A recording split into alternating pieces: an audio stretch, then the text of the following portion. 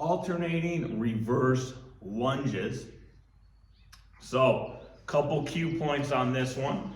One, before you even start, feel free to line yourself up, excuse me, a little bit of itch in my eye. Feel free to line yourself up next to something to hold on to, or not necessarily hold on to, but kind of put a couple fingers on there for a little bit of stability purposes. I struggle with balance myself, so I always have something nearby that I can grab onto if necessary. When you're doing a reverse lunge, the longer the step backwards, the better. You want to get every leg muscle involved in those reverse lunges. And if you just step back like this, really small, you're putting a ton of pressure already on my knee.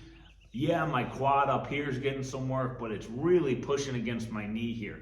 So I want to take a huge step back and I want to lean back as I go down. The lean back portion of it is going to keep the weight on my heel of my plant foot and not my toe. And if the weight's on my heel, that means my hamstrings are working, my glutes, my butt is working, my quads are working, okay? And that means my knee is staying healthy. And that's the number one thing when you're doing any leg exercises. So my left leg is gonna be my plant leg to start, which means I'm taking a big old step back with my right. I got my little stability box here if I need it. Again, just a couple fingers. I don't wanna put too much pressure on it because I still wanna do most of the work myself. So big step back, lean back with it.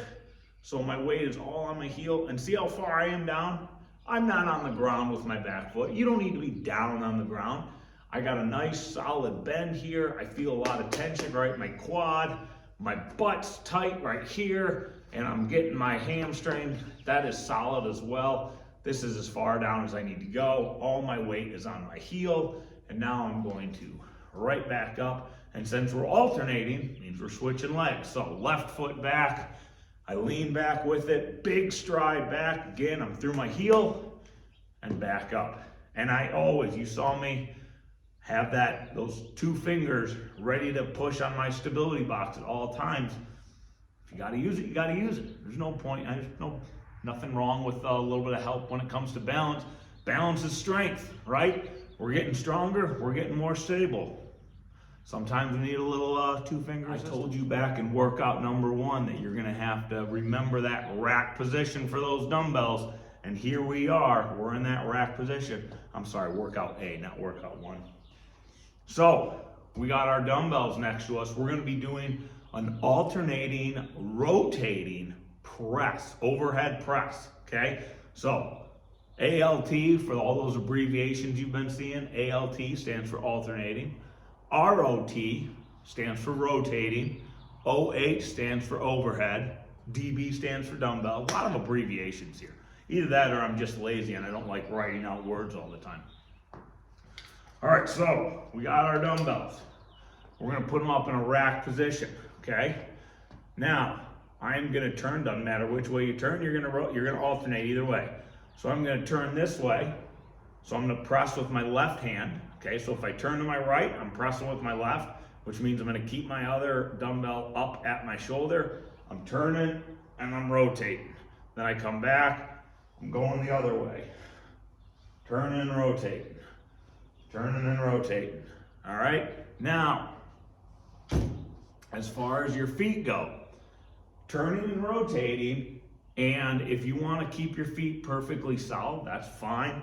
But there's nothing that says you have to. Their feet don't have to stay. When your feet stay planted and you're twisting, it's kind of hard on the knee. So when I twist to my left, I actually like to come up on my left toe and kind of give myself a little bit of, here so you can see my feet a little better, give myself a little bit of a twist. Same thing when I go to my right.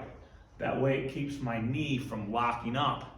It's feels a little bit better. So again, not a huge point of emphasis. You don't have to do it. It's not gonna affect the workout, but it makes me more comfortable. And hey, I'm all about you being comfortable too. Here we're down on the ground. We're gonna do a single leg bridge. We're gonna really be attacking those hamstrings and those glutes, trying to fire them up. And because we're alternating here, we're gonna get some hip flexibility in there, and we're really gonna challenge our core as well to hold ourselves nice and steady because we're gonna be on one leg. So we got one foot out. We're kind of gonna hover it above the ground, so we're not actually gonna put it on the ground. Again, we wanna challenge our stability here. So you got one foot out. You can put your hands out as much as you want for stability. And now with this leg only, I'm gonna press my hips up. My weight's all through my heel, because my heel's nice and close to my butt. All through my heel, and my hips go up as high as they can. I come back down under control, and I switch. Now I'm up on the air. And I switch, and you can put your head down too. I just wanted to look at the camera. I want to look at you while I'm talking to you. But remember, it's as high as possible. You should feel that pressure right in the back of your leg here. And then as you nice and controlled on the way down, like always, we're just gonna switch. Your hamstrings should be on fire after this. And I'm really glad that you're doing that yoga, because hamstrings have a tendency to cramp up. So make sure you really kind of stretch yourself out a little bit, roll them out, give yourself a nice little yoga move here and there if you need to, if you start to feel those muscles getting really tight. A sit out can be done a bunch of different ways. It's going to be done out of push-up position. So again, push-up position can be done on the floor, or it can be done off an elevated surface. I'm going to show you on the floor. I'm going to start with the easiest of the 3 progressions. Then I'm going to show you all the way up to the most difficult one. And I'm also going to show you how you can do it on an elevated surface. So we're in push-up position, and I'm going to bring my foot, doesn't matter which one you start with because you're going to alternate, across, and I'm going to kick out. Okay? So this could be called a kick out even.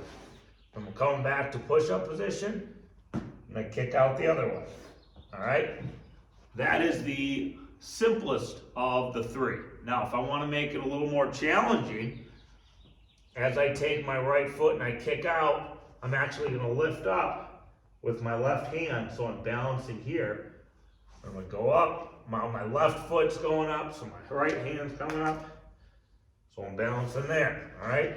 That obviously is going to be a little more challenging. The most difficult of it, and why this is called a sit out and not a kick out, is now I'm going to go, same thing, I'm going to kick my foot all the way through, I'm going to lift my opposite arm up, but then I'm going to actually sit towards the ground. So, foot through, now I'm going to take my hips, I'm going to drop, I'm going to try and sit, and I'm twisting right back into push-up position. That one, let's be honest, might be a couple days down the road. We're not going to worry about that right now, unless, hey, you want to give it a try? I got no problem. Just, be careful. Don't hurt yourself. If you're going to do them on a box or on an elevated surface, have at it. Start yourself up right here. Get yourself set up, and then we're going to kick out all as far as you can. Now remember, when you go through and you kick out, in order to fully engage that core, that foot's got to go all the way through every single time. Now, if I want to make it a little challenging, right there, I'm on an elevated surface, but it still means I can progress it if I want to.